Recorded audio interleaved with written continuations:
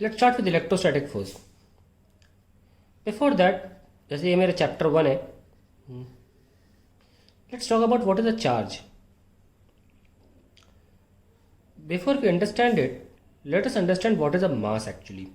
See, if we want to understand mass, we need to understand a certain amount of what is universe. A universe is made of a fabric which is flexible, and it is called space-time. This word was coined by Albert Einstein. So space-time is flexible, and when a very heavy mass is kept on it, it bends at that portion. Suppose this is a space-time, and if you keep a very heavy mass on it, like a Earth or Sun, heavenly objects when are kept on it, there is a bend in the space-time. So due to this bend, the nearby objects, which you sometimes call asteroids or satellites, they start moving into this depression created in the space-time due to this heavy object. इस भारी भरकम object की वजह से एक गड्ढा सा बन जाता है, जिसकी वजह से आसपास की चीज़ उस गड्ढे में गिरने के लिए आने लगती है. And this phenomena is actually called gravitation. And that is why gravitation was later, that is why gravitation is finally not termed as a force. So gravitation is not a force, and Albert Einstein proved it way back 100 years back, and still we are studying it as a force. But fine, we are not going into that debate. It's not even a debate, it's a fact. Gravitation was not a force. So how do we define gravitation? Is gravitation बस एक consequence है space time के curvature का. Space time curvature follow करती है तो बाकी bodies गिरने लगती हैं. ये बहुत ऑब्वियस है. जैसे कि आपके पास एक तकिया हो, ये एक पिलो है आपका पास, ठीक है. आपने इसके यहाँ पर एक कुछ ऐसी बॉडी रख दी ऐसी, और आपने फिर अपना फिस्ट से आपने इस तकिए को नीचे दबाया, तो ये बॉडी इस गड्ढे के अंदर गिर जाएगी. क्या आप इसको ये कहेंगे कि ये बॉडी हाथ से अट्रैक्ट हो रही है? नहीं कहेंगे आप इसको नहीं बोलेंगे अट्रैक्ट हो रही है हाथ से. Similarly, this is not attractive force. This is a manifestation of the space-time curvature या consequence of the space-time curvature, जिसकी वजह से bodies इस गड्ढे के अंदर आती हैं. So how do we define mass then? Why am I teaching you this? Because from here we can define mass easily. That is, देखो, अगर कोई सी बॉडी के पास मास है तो वो डिप्रेशन ज़रूर क्रिएट करेगी, ज़रूर. आप भी डिप्रेशन क्रिएट करते हैं, मैं भी डिप्रेशन क्रिएट करता हूँ, लेकिन हमारा और आपका एक शरीर का 100 किलो के शरीर का डिप्रेशन मामूली होता है. इतना मामूली कि वो स्पेस टाइम में कर्वेचर ना के बराबर है, नेग्लिजिबल है. So bodies have to be very very heavy, as much heavy as the earth और the sun. So when such heavy bodies are kept और placed in any part of the space time, there is a depression created due to which other bodies start feeling an attraction. जैसा कि हम उस word को बोल लेते हैं, अभी भी बोल लेते हैं, कोई प्रॉब्लम नहीं है. Start moving into the depression because of that body, just like your fist. So any body which has mass will create a depression. जिस भी बॉडी के पास मास है वो गड्ढा तो बनाएगी. तो यहीं से डेफिनेशन आती है मास की. Let's write it.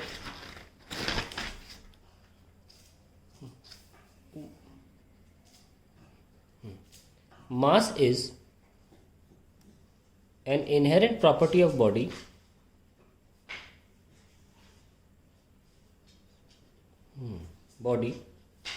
by virtue of which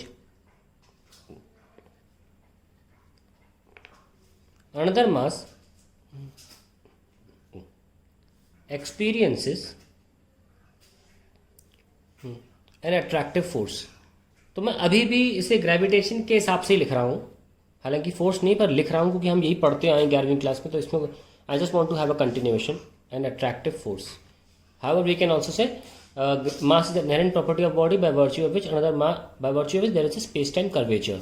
But we cannot write that in this class 12th because we have studied in 11th that it's a force. So we have continued with that. Experiences an attractive force. So mass की मौजूदगी की वजह से एक attractive force आसपास की रखी वस्तुओं पर लगने लगता है. और ये डेफिनेशन है मास की. मास क्या है? Is an inherent property of body by virtue which another mass experiences N attractive force. Now, some people might say that mass is the matter and which occupies space, and a material is and the measure of it is called mass. We can also say it like that, but why it is wrong? Because suppose I have a body and it has a lot of material inside it, and suppose I count all these materials and I weigh them in a weighing machine and I get some mass. Okay, and we call that ye mass hai. But at the same time, this body also has some energy due to temperature, and that energy can be written as 3 by 2 kT and into number of atoms in it, and then degree of freedom and the degree of freedom for each atom. So total energy ये आ जाएगी. ये जो energy होती है ये पर degree of freedom होती है. Number of degree of freedom अगर एफ ले लें और फिर हम टोटल नंबर ऑफ एटम्स ले लें जिससे बॉडी बनी है, तो ये टोटल एनर्जी आ जाती है. अगर किसी को समझ में भी नहीं आता हो ये कि इसने, क्योंकि ये 11th क्लास में पढ़ाया जाता है काइनेटिक थ्योरी गैसेस में, ये एक्सप्रेशन अगर आपको नहीं भी आता है तो कोई बात नहीं. आप सिंपली ये देखिए कि इस बॉडी के पास कुछ एनर्जी है और any energy is a function of temperature. Temperature main है यहाँ पे, ठीक है. So because this body has energy, according to Einstein's relation E equals to mc square, the mass is also because of the energy contained in the body, and we are neglecting it while counting the mass of the body. So this is not the actual mass, but actual mass is definitely creating a depression in the space time. So when you take this definition, this gives you the actual definition of mass.